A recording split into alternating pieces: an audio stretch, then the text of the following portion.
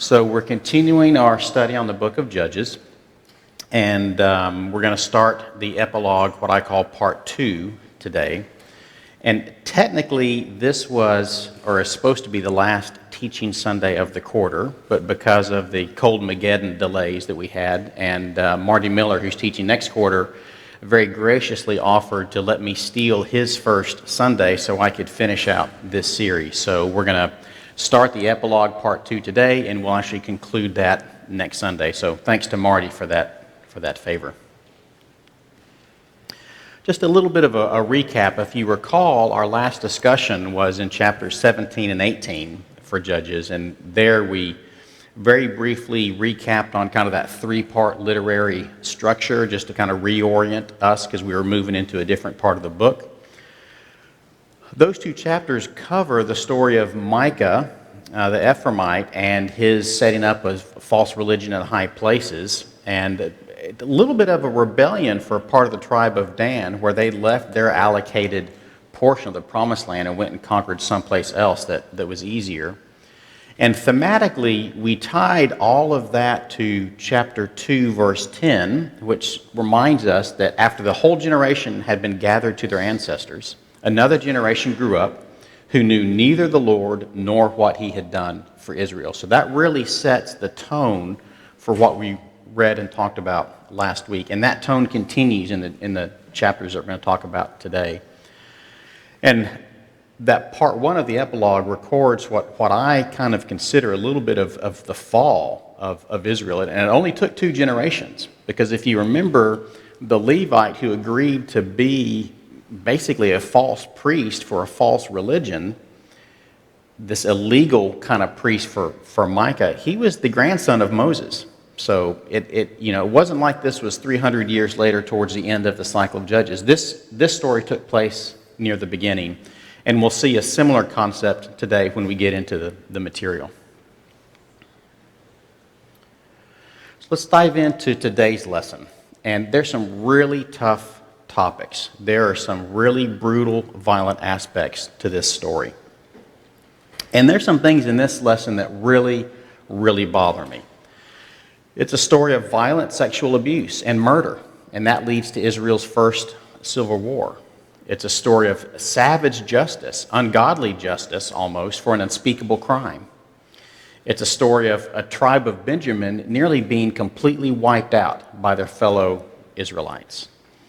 It's a story of sanctioned kidnapping and rape, and it's about some stupid promises and a way to rationalize sin to get around those stupid promises. So it's a real struggle, what happens in these chapters. This second conclusion of Judges covers chapters 19, 20, and 21. And there's some interesting parallels, because in the first part of the epilogue, so the last lesson that we talked about, it was about a Levite, and as I mentioned, he kind of sells out the priesthood and becomes a religious mercenary and condones idolatry. The Levite in this story ends up giving testimony which destroys a town and causes the near complete annihilation of the tribe of Benjamin. And he does some other stuff later that we'll cover that's even worse. A lot of people are tempted to think that these are conclusions in the chapter in the book of Judges chronologically, and I'll remind you that the story we talked about last time, because it was Moses' grandson, that actually puts it towards the beginning chronologically of the book of Judges. And the second Levite that we'll talk about today, if you're not familiar with the story or haven't read ahead, has a similar surprise in store for us. So again, think of Judges as thematically ordered and not chronologically ordered. These chapters that we're going to cover today and next week are also an interesting kind of treatise on cause and effect, because it's the mistreatment, and that's way too light a word, but it's the mistreatment of the Levite's concubine that we'll talk about in chapter 19 that kind of precipitates the civil war in chapter 20. Well, some oaths that are taken at the onset of that civil war and the near annihilation of the tribe of Benjamin prompt the Israelites to bend some more rules and find brides for the 600 Benjamites that are left, and we'll talk about all that in chapter 21. And it's just a cascading catastrophe of doing what's right in your own eyes. So keep that in mind as we go through the material today. So in chapter 19, here's kind of the high-level summary. So we're introduced to this Levite in the hill country of Ephraim. And he's actually traveling to go retrieve his concubine because she left him. And there's been a span of time since she left him. She's been staying at her father-in-law, staying with her father, so the Levite's father-in-law. The Levite arrives, he's welcomed in the house. There's a dialogue around several instances of this, quite excessive hospitality. They leave late because he wants to get back home. He refuses to stop in Jerusalem, and there's a reason for that we'll touch on later, and instead stops in Gibeah. He wanted to be with his own people. They have trouble finding a place to stay. An old man who comes in from the field, who's also from Ephraim, takes them in. Later that night, in the middle of their dinner, some wicked men of the city start pounding on the door, and they want to come and have sex with this Levite man. The concubine ends up getting sacrificed to this brutal, vicious crowd. She is brutally raped and abused all night long. It says abused throughout the night. And she finally, crawls back to the threshold of the house at dawn the next morning. The Levite's all packed up to leave. He walks out, sees his concubine, picks her up, throws her on his donkey, and they go home. And as all good Levites do, decides to cut her body into 12 pieces and send them out as a message to the 12 tribes of Israel. Not exactly a story you want to be talking about if you're giving testimony to the love of Christ, right? Well, I would argue, actually, it could be a story you could tell as a testimony for the absence of what happens when there is no love of Christ in someone's life. So that's the summary. Let's get into the gory details. So in chapter 19, verse 1, right out of the gate, we're hit square in the nose with the phrase, Israel had no king. And remember how we tied that back to chapter 2, how a whole generation had grown up who knew neither the Lord nor what he had done for Israel, and they had no king. So these are aimless people, and they're all just kind of finding their own way. I'm going to take a little bit of editorial liberty here, and they're just doing what they think feels good, feels right. Okay? That's kind of the moral compass. But this phrase, when I read this phrase, I can't help but read verse 1 of chapter 19 without the theme song of Jaws going through my head. In those days, Israel had no king. Da-dum, da-dum. It's actually really ominous because it sets up what happens in the rest of this story. We kind of saw what that failure of faith looks like when Micah set up his high place, and this story takes it to an even more brutal level. It's also interesting to note here that both stories in the epilogue involve a Levite from this same region, Ephraim. It's interesting to note that Shiloh, which would have been the religious center at this time, that's where the ark would have dwelt most of the time, was in Ephraim. So maybe the author is suggesting that even the holiest of the holy tribes have so quickly fallen away. That's just my guess. I don't know that, but I think it's a little bit interesting that both stories kind of center around these two Levites. The concept of a concubine as used in this chapter, it's a little bit complicated, but let me just try to summarize it. That think of her as a wife that didn't come with a dowry. So practically a wife, but there are kind of some legalistic things that make it slightly different than the term actual wife. But for the purposes of this story, you can use concubine and wife interchangeably. She's described as unfaithful. I think it's the King James version actually says, played the whore against him. And there was a lot of commentary on this point that I found really interesting. And I could go into this long dialogue around how some vows maybe were transcribed and all this kind of stuff. And, one way you read it says she was unfaithful. One way you read it says she was angry. So it could have just been a really big fight. I think that's academically interesting for the spiritual impact of our story. It doesn't really matter, but it's interesting that as we read this, it actually fits better if you think that they just had a big fight and she ran home to daddy for a little while. So she was more angry rather than it was about being unfaithful. But again, I said, from a spiritual perspective, that's not especially relevant for the key lessons we want to learn, but it's interesting, I think, academically. In verse 3, the New International Version says, he went to persuade his concubine. Other translations say he went to speak friendly to her. So he wanted to reconcile. And the phrase that's used there about speaking friendly kind of implies speaking directly to her heart. So I'm kind of imagining he's showing up with flowers and chocolate and saying, honey, I'm sorry, I was really stupid. That's kind of one way to think about it. That's the way I'm kind of thinking about it. He could have put her away. If it was a matter of unfaithfulness, he could have just put her away. He didn't have to reconcile. And there's even more savage punishment if she was considered an adulteress, right? And he decided not to exercise either of those options and instead went to try and reconcile. So it suggests some actual tenderness here. In verses 8, 9, and 10, so her father, he was welcomed into the home, which also suggests reconciliation. It says she brought him into her father's house, and brought him in kind of has the connotation of welcoming in. It wasn't like she answered the door and said, oh, it's you. That's not the tone I'm getting from this. In these verses 8, 9, and 10, now her father or his father-in-law is really effusive with the hospitality. He's like, no, please stay, don't leave. Let's have this nice long lunch. Let's have this nice long dinner. Oh, look, it's dark. You shouldn't leave. Stay one more night. And this kind of goes on and on and on.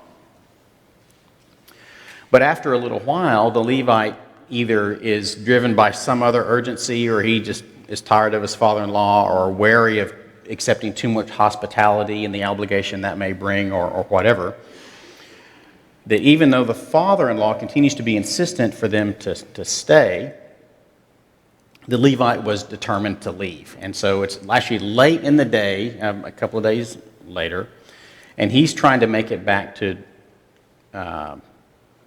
Bethlehem or Jerusalem. That distance is about 6 miles away. The average person walks 3 or 4 miles an hour, probably a little bit slower if you're tugging a couple of donkeys along. So, it'd be probably a few hours, right? So if you leave too late in the day, you're now journeying in the dark, right? They didn't have street lamps.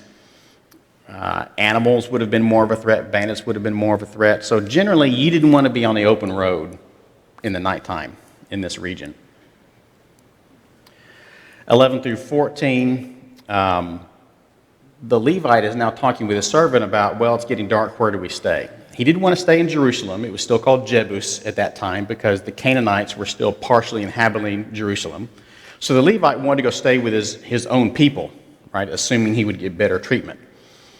They ended up outside of Gibeah around the time the sun was going down, and so he and the servant agreed, well, let's go ahead and stay here because we don't want to be out on the road at dark. So they're sitting in the town square, the sun's gone down, and in those days, inns were not that common. What would have been expected is as the citizens were passing through the square and they saw guests and visitors, they would have been expected to offer them a place to stay. It was just part of that cultural courtesy at that time. And as a Levite, he would have had some status, so he would have made an attractive host. You would have thought they would have, pulled his ticket right away, but no one offered him a place to stay. And that lack of invitation, I think, is potentially some foreshadowing around kind of the mood of the town of Gibeah and kind of the tone that's about to be set. Later, we see a fellow Ephraimite who's come in from the fields. He extends them the required hospitality once he hears who they are and where they're going. I kind of picture him as a good old boy. He's described as a field hand. And even though the Levite explained, hey, look, we've got everything we need. We've got food, we've got stuff for our animals, we can take care of ourselves. We just need a roof. We just need some place to sleep. You don't have to feed us. Well, even though they have that conversation, the man who takes them in decides to feed them. And what's interesting is just before he offers them that, he asks the Levite basically, hey, who are you and where are you going? And the Levite answers this way. He says, we are on our way from Bethlehem in Judah to a remote area in the hill country of Ephraim where I live. I have been to Bethlehem and Judah, and now I am going to the house of the Lord. No one has taken me in for the night. No one has taken me in for the night. Well, if you just read that really shallow, it's like, oh, well, he said I was going home, but now he's going to Shiloh. I don't get it. Well, the words he used there when he says, I am going to the house of the Lord, the actual translation is more like I frequent or I am conversant in or I walk in the house of the Lord. He's basically telling him, hey, I'm a Levite. I'm a big deal. You should take me in. That's really what conversation took place there. Now, since we're hanging out in Gibeah, let me give you just a little bit of really brief background before we continue with the story. So Gibeah translates as hill. It actually indicates a lot of different locations in the Bible. Now, obviously, the Gibeah in chapter 19 of Judges is talking about Gibeah within the tribe of, within this area, within the tribe of Benjamin. It was destroyed, and we'll see that in chapter 20. It was inhabited again later. King Saul came from Gibeah, and he fought the Philistines in that area and maybe even made Gibeah his base of operations. And you can read about that in 1 Samuel 15. Centuries later, the prophet Hosea, he would refer to Gibeah as a place of great wickedness, kind of like Sodom and Gomorrah. And he was probably referring to the events in Judges 19, 20, and 21. I think it makes sense if we make that assumption. If he's referring to other stuff, it also makes it easy to believe that this would happen. Let me just read this. This is verses 22 to 25. While they were enjoying themselves, so the Levite and his concubine and his host are reclined around the dinner table. That's kind of the mental picture I have here. Maybe they're playing cards or telling jokes or stories around the campfire. I don't know. But they were relaxed. They were enjoying themselves. Some, and this is important, some of the wicked men of the city surrounded the house. Pounding on the door, they shouted to the old man who owned the house, "Bring out the man who came to your house so we can have sex with him." The owner of the house went outside and said to them, "No, my friends, don't be so vile. Since this man is my guest, don't do this outrageous thing. Look, here's my virgin daughter and his concubine. I will bring them out to you now, and you can use them and do whatever you wish. But as for this man, don't do such an outrageous thing." But the men would not listen to him. So the man took his concubine and sent her outside to them, and they raped her and abused her throughout the night, and at dawn they let her go.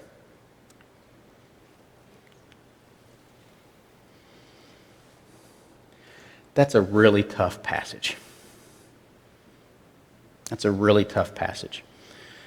If we break it down a little bit, the first couple of verses kind of tie back to verse 1 of this chapter where it says Israel had no king. So some men of the city were doing what's right in their own eyes. So first of all, the city denied the hospitality right that was due to these travelers, and then thought nothing of violating the old man's hospitality, which that would have been a big deal. That would have been a big deal. They demanded to satisfy their unnatural lusts, and they committed rape and murder. Let's just call it what it is. It was rape and murder.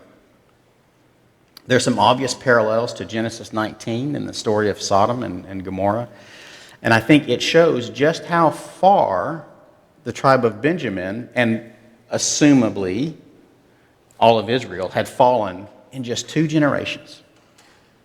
In just 2 generations, they had gone from God's chosen people inheriting the promised land to no better than Sodom and Gomorrah. 2 generations. In verses 24 and 25, the host offered his own daughter, his own virgin daughter, and the concubine as a substitute for the man to try to satisfy these wicked men. We're not told why it's only the concubine, but it's the poor concubine who gets forced outside, where she's raped and she's abused literally until dawn. She was forced out as a sacrifice in the name of hospitality and the honor of a guest. I really have a hard time reconciling those concepts. I really do. It's so messed up. I can't find a speck of God anywhere in this piece of the story. But rather, I find a complete lack of God. If you want to know what godlessness looks like, here's a great example. If you want to know what things look like when we can no longer pray together, when we no longer have freedom of religion, when we celebrate the murder of unborn babies, when we coat our idols with silver under all kinds of hedonistic and humanistic ideologies, look at Judges 19. This is the kind of thing that happens. My modern day sensibilities and being raised as a Southern gentleman, it's actually really hard for me to get my head around what happens in this chapter. These guys could have fought. We don't know how big the crowd of wicked men was. They could have appealed to God. Nowhere is there a prayer anywhere in this chapter.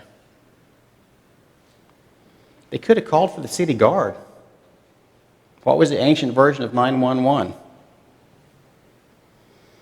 And think about this. If these wicked men, if they could have been appeased with this woman, maybe something else might have pacified them. I don't know what that would be, but maybe some additional negotiation should have taken place besides, here, take this woman and rape and murder her all night long. There's got to be a different way. There's got to be a different way. From a literal perspective, I'm reminded that this attitude has not left our modern world. Don't think this is just a story that has no applicability today.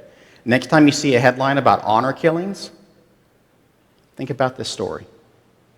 Next time you see a headline about some horrid act, some murder committed in the name of religion and one's honor, which I would say cannot go together. You can't talk about your own honor and religion. Remember this story. It's still with us today. From a spiritual perspective, look, I don't have one redeeming thing to say about the host or the Levite. I can't find one redeeming aspect in their character, in their speech, in their behavior. It's selfish, it's cowardly, it's disgusting, it's despicable. And like I said, it's just hard for me to get my head around this. But in a society that does not value God, Yahweh, as its God, as its focus, Judges tells us where a nation is headed when it chooses that path. I think the key takeaway is this is a warning for all nations who don't choose God to be their God. Moving on, in verse 26 of chapter 19. So, after being thrown out to the wolves of these wicked men, abused, raped, probably beaten, I expect it was violent, all night long, it says until dawn, she stumbles back to the house, probably crawls back to the house, makes it as far as the threshold to reach out and touch it. And that was probably her last breath. She's bruised, she's bloody, she's probably naked and cold. It gets cold at night, even in the summertime there. She's full of shame, heartbreak, pain, for all we know, hyperthermia. And to make it even worse, the next morning the master comes out and he sees her on the threshold. Does he minister to her? Does he call for help? No, he nudges her and says, hey, get up. When she doesn't respond, he throws her on the donkey and he goes home. Now, I don't know if he was planning to go. It says he came out early the next morning. Maybe he was going to look for her. I think that's optimistic. Maybe he was trying to escape. Maybe he was trying to get out before the wicked men came back to finish what they had tried to start. He certainly wasn't going out just to pick up an Amazon package. So he sees her there, she doesn't respond, and the author very poignantly does not tell us she's dead using words. But with the picture he's painted, there's no question in my mind that this poor woman has died. Again, at no point does the Levite try to bandage any wounds, provide any kind of treatment or anything. He just picks her up, throws her on the donkey, goes home, and decides to cut her into 12 pieces.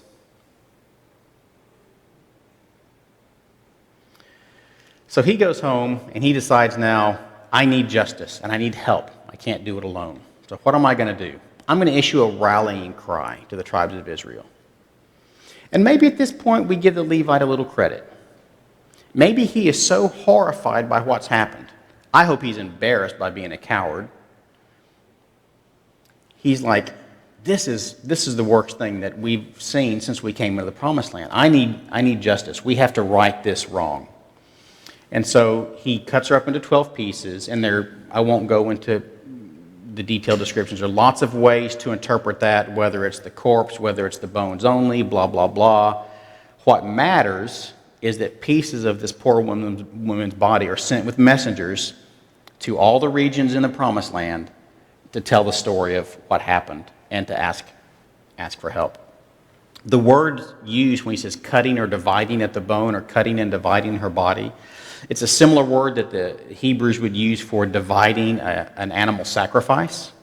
So that kind of puts a different tone in your mind. And believe it or not, cutting up body parts and sending them out as messages was not that uncommon in the ancient world. There are lots of stories in other ancient texts that describe something similar. And in fact, I believe it's in Samuel, we see that happen with a bull.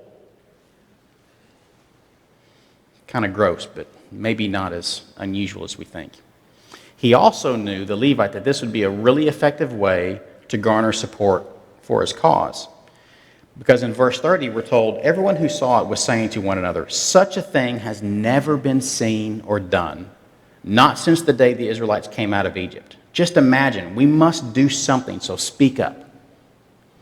So they have kind of a cultural reset once they come into the Promised Land. And that's kind of the ideological, the cultural bookmark for them. And they say, since that point in time, we've never seen anything this horrible. Yeah, we're worshiping on the high places, and yeah, there's temple prostitution, yeah, there's child sacrifice, but we've never seen anything this bad. A little bit of insincerity from my perspective, but anyway, they're outraged, they want to come together, and they want to do something about it.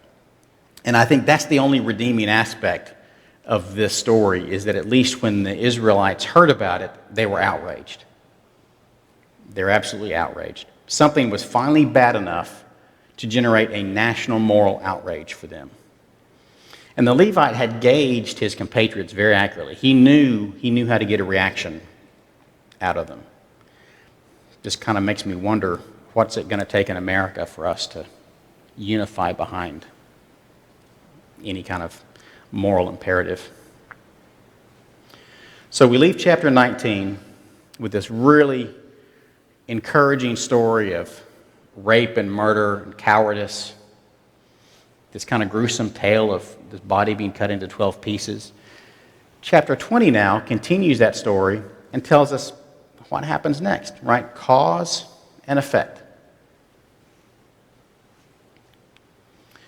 So in chapter 20, this is the first civil war between the tribes of Israel. So the land assembles at Mizpah, and we're told it's about 400,000 armed men. The Levite tells his story, and he's polished it. There's a little bit of revision he's added to it that we'll talk about. Israel unites, and they pledge revenge against Gibeah. So again, the good news is they're outraged and they're united. The tribe of Benjamin, now they refuse to cooperate. And in fact, they muster an opposition, 26,000 armed men. Israel goes to battle, and you would think 400,000 against 26,000, it's a shoe-in. Well, they get beaten badly, twice. They then make a humble appeal to the Lord. The entire army and all of their compatriots make a sojourn to go inquire of the Lord, who finally blesses the victory.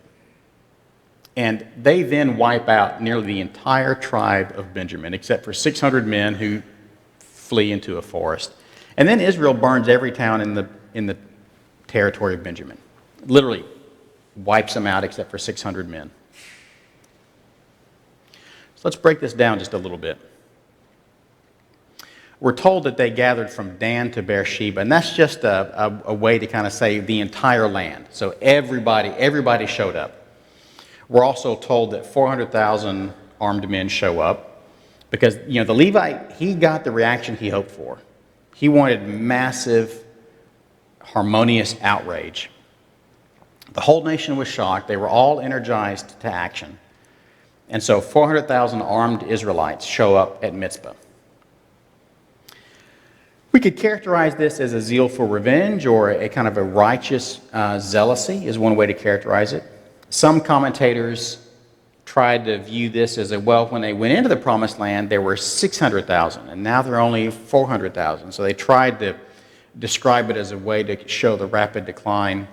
Maybe I subscribe to that, maybe not. I could also envision, if this is early in the cycle of Judges, so early in there trying to possess the land, not just conquer it, as we talked about in week 1 and 2, they wouldn't want to vacate their towns from defense. Right? So I think they sent most everyone, but left enough folks to guard their towns. Again, that's academically interesting. Spiritually, I think the key takeaway is they were unified in their reaction. So verses 3, 4, 5, and 6 is really interesting because if you dissect the way the Levite recounts the story versus how it's described in chapter 19, there's some interesting inconsistencies. Number one, he makes himself look good. He makes all the men of Gibeah look really bad, not just some wicked men, as we're told in chapter 19. And in fact, when he tells the story, he says the men of Gibeah. That translation really is the lords of Gibeah.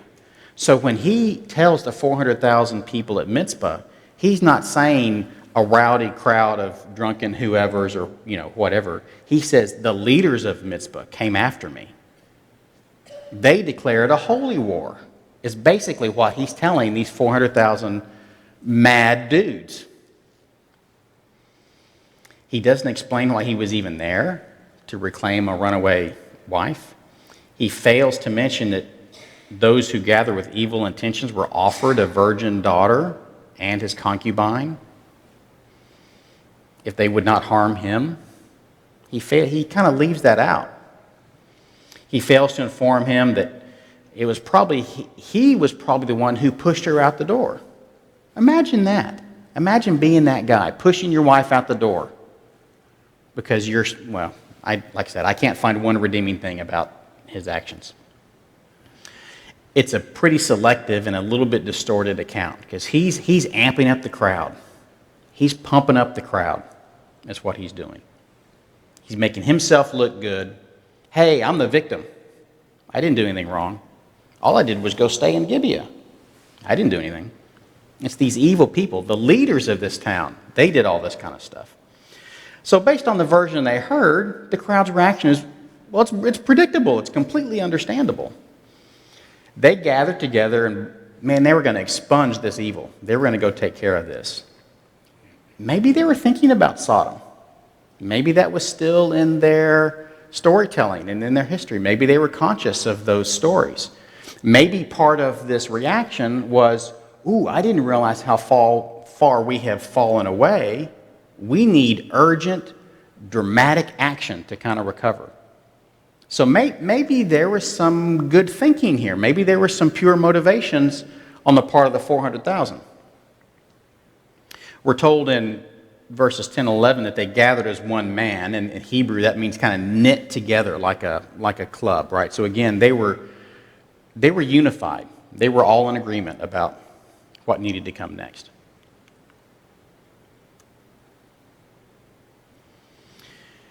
In verses 12 to 17, I also want to give some credit to the Israelites here because they tried diplomacy first. They reached out to the tribe of Benjamin and said, hey, give us the men responsible. And that's really rational. That's a really rational response. So I want to give them, they didn't just march in and try to knock down the gates. They tried to talk it out first. They wanted the guilty parties from Gibeah to be handed over. And when they refused, that's when the war broke out. And remember, in chapter 19, it's some wicked men. So that kind of implies, maybe a bunch of guys were at the bar and they wanted to go have some fun afterwards, or, that kind of thing. I don't know. But it wasn't the city council. It wasn't the ruling council of Gibeah. And in fact, the leaders of Gibeah may have never even heard about what happened. Right? They may not have cared. Oh, some other woman was raped and murdered and some dude came and left. Who cares? They may never have heard about it. So who knows how the accusation was levied. There are lots of reasons that maybe could explain partly their reaction. But the tribe of Benjamin was unmoved. And in fact, remember, they're a particularly fierce tribe. In Genesis 49, it's described this way: Benjamin is a ravenous wolf. In the morning he devours the prey, in the evening he divides the plunder. And for them to put out so few against so many is either great faith or great courage or great stupidity. Maybe it's just pride and passion. I don't know. But it's strange to me how blind Benjamin is, the leaders of Gibeah and the whole tribe, how blind they are to this blatant evil. They would have received one of the messages, right? He divided her body into 12 pieces and sent them out unto all the land of Israel. I contend that Benjamin would have received a part of the body and the message. So now they would have heard about the atrocity. And I think it's terrible that instead of responding to that evil, they responded with pride. Hey, don't you come into my house and tell me what I can or can't do. Don't you infringe on my personal freedom. You keep your morality over there. I don't want it. I've got my own morality. Sound familiar? Israel's reaction also, though, I need to take credit away from them now. I would contend that this is distorted justice. They weren't outraged when the Danites set up their own religion. And in fact, under Levitical law, if I'm correct, that is the only circumstance against which Israel can war against itself: idolatry and false religion. As horrible as what happened in chapter 19 was, that was not cause for war. That does not justify their intent to now go destroy the tribe of Benjamin from a Levitical perspective. So it kind of makes me wonder, why didn't the Danites' idolatry evoke the same kind of outrage? I think it kind of goes back to, it's the worst aspects of doing what's right in your own eyes. In verse 18, we're told that they go to the house of God. Some translations say Bethel. It would have been a sacred place near Gibeah. It would have been convenient for a large group of people to go to for kind of a holy rendezvous. The ark was probably moved from Shiloh to that region for this big national council at Mizpah that's talked about later in this chapter. And at first, it would seem like the Israelites are doing the right thing. They're going to get some advice from God. In chapter 18, it says the Israelites went up to Bethel and inquired of God. They said, "Who of us is to go up first to fight against the Benjamites?" The Lord replied, "Judah shall go first." Where have I heard that before? Wasn't that in chapter 1? So they're doing the right thing, right? Well, in chapter 1, remember the context is this covenant reaction because God has given you the promised land and I'm going to help you possess it if you will obey me. And in that context, they said, okay, you've given this instruction, now we need to detail who goes first. That's not what happens in chapter 20. They've already decided. They didn't consult God about it. They're doing what's right in their own eyes, and now they want to throw some God at it to make it holy. They didn't start with God. They're trying to sprinkle him on top. They asked only after their plans were complete. Instead of asking, should we go, how do we go, how many should go, will you bless us, will we win, they just said, hey, we're doing this thing, who's going first? And it might have been even more tactical than spiritual, because trying to maneuver 400,000 armed men and all of the support engaged, that's a lot of people. Against one town, there was probably a logistical and a tactical reason where they could only go a few tribes at a time. And there was a lot of one-upmanship, and there would have been a question of, well, who gets the spoils and all this kind of stuff. And so, unfortunately, my interpretation, this is just Michael's opinion, is that this inquiry of the Lord was really for administrative and selfish reasons. It wasn't yet a spiritual approach to God for a blessing. And God did not promise them success yet.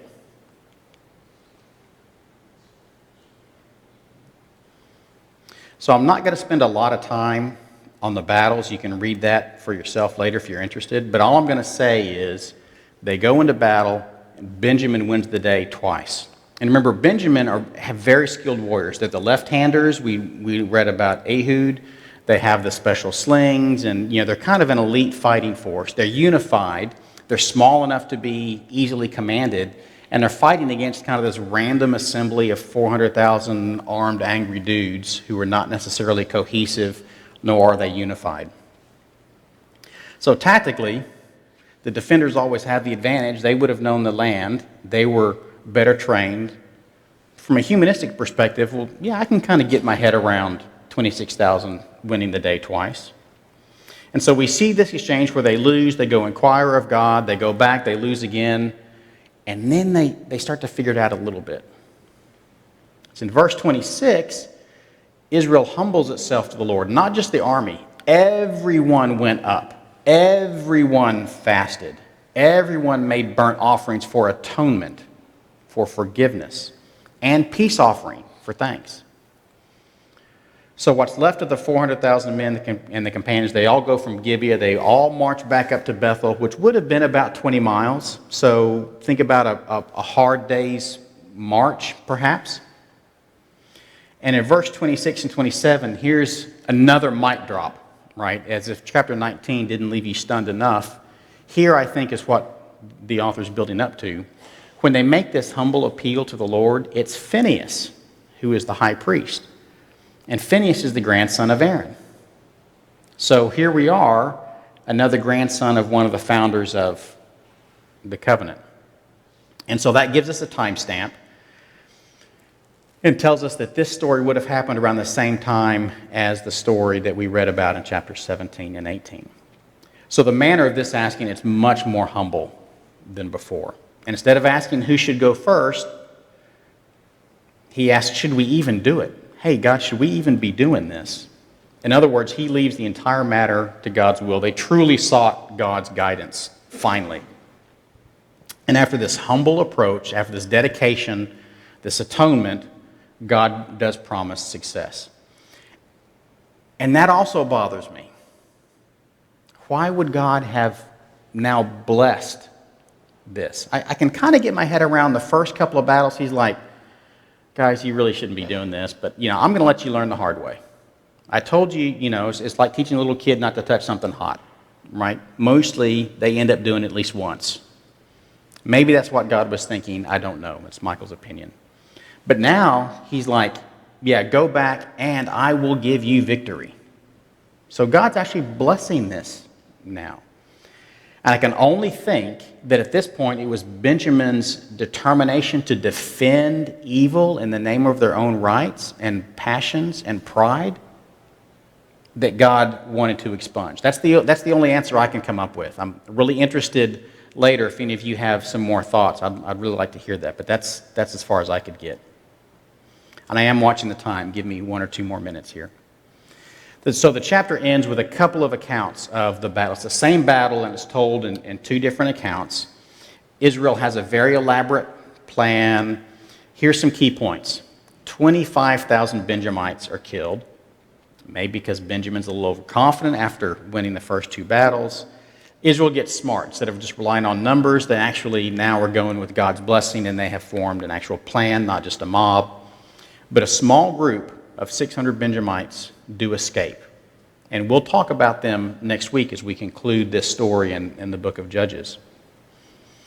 And verse 48 is another chilling verse from this story. The men of Israel went back to Benjamin and put all the towns to the sword, including the animals and everything else they found. All the towns they came across, they set on fire. So they decided to cull the land of their own brothers and sisters instead of finishing what they were supposed to do from a covenant perspective. That really bothers me. There's a lot in this story, there's a lot in these 2 chapters that I think sin is trying to correct for previous sin, and people are trying to do what's right in their own eyes instead of doing what's right in God's eyes. So a further warning for us. Don't worry, the story gets even worse next week, so we have that to look forward to. Let's end in a word of prayer.